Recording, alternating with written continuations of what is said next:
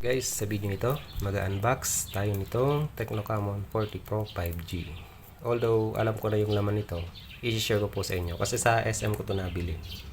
Nagpahanap kasi yung kapatid ko ng cellphone na under 15K. Maganda yung specs. At ito talaga yung nangunguna guys, na na-search ko. Kaya excited akong i-share sa inyo. Tingnan nyo naman yung specs niya, no? Diba? Battery pa lang, panalo na. Tapos naka Dimensity 7300 pa yan.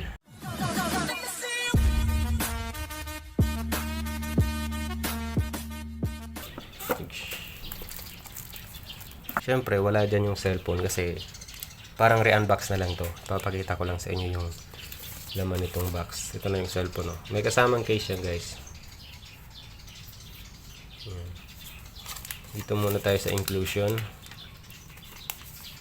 Yan, Tecno Camon 40 Pro 5G, 50MP yung ano niya, camera. Naka 144Hz pala to guys. Smooth tong gamitin, di ba? At mayroon pang dust and water resistance, IP68 and IP69. Ito naman yung documentation. Yan lang. Kala ko manual eh, hindi pala. Tapos ito naman yung sa warranty.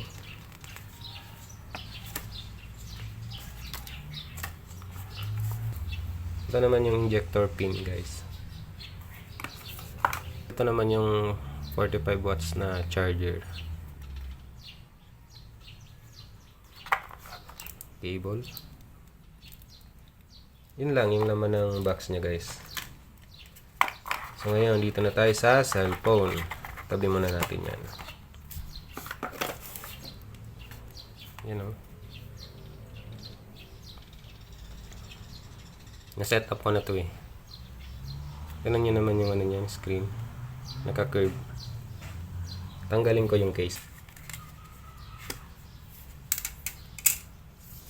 Yan o. Wala na kasing white. Ito lang yung available na kulay. Kaya ito na lang yung kinuha ko. Maganda naman. Diba? So quick review lang para ma-share ko sa inyo kung ano ba yung mga magaganda dito sa cellphone na to. Yung sa physical niya, 'di ba? Naka-curve. Ito yung sa power button. Volume down, volume up. Yan, guys. Malakas yung speaker dito. Ito yung nagustuhan ko dito. Tsaka tingnan niyo naman yung microphone niyan. Mayroon sa taas, mayroon sa baba. Kaya kahit malayo ka guys, napakalinaw ng boses kapag nag-record ka ng video o kaya yung sa voice recording. Malakas. Tsaka ano, ang ganda, ang linaw. Malakas yung speaker nito. Stereo na kasi. Yan o.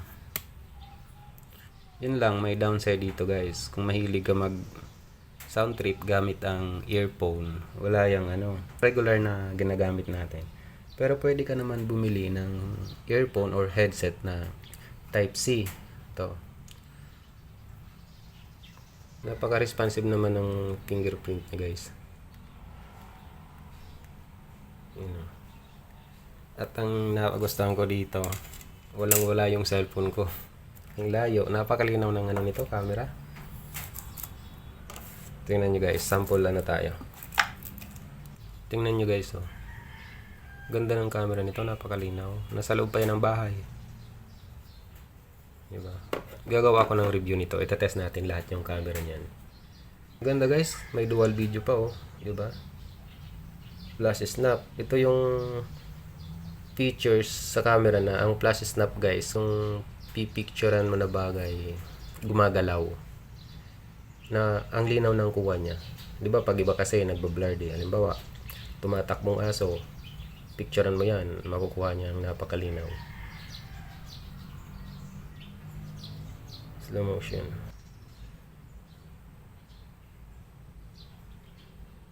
Yan oh. Yung RAM niya oh. 8GB yung RAM niya, pero pwede ka pang mag-add yan up to 8GB, 'di ba?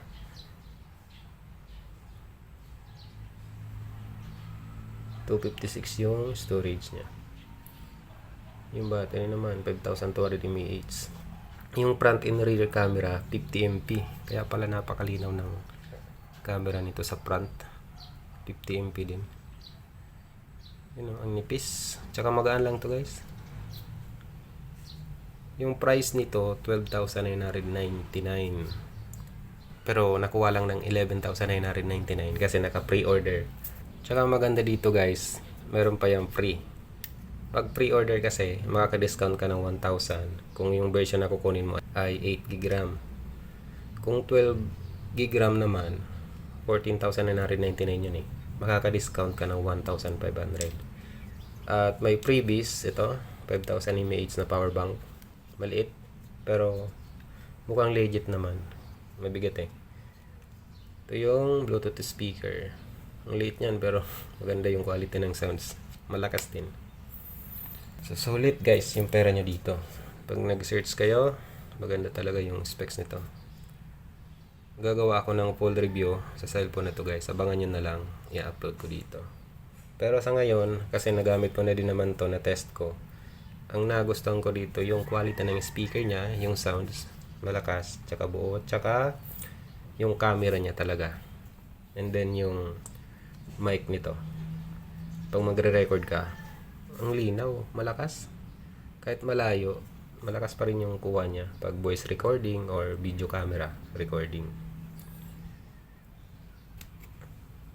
Yun lang muna yung video natin guys, unboxing tsaka quick review. Thank you sa inyong panonood and God bless.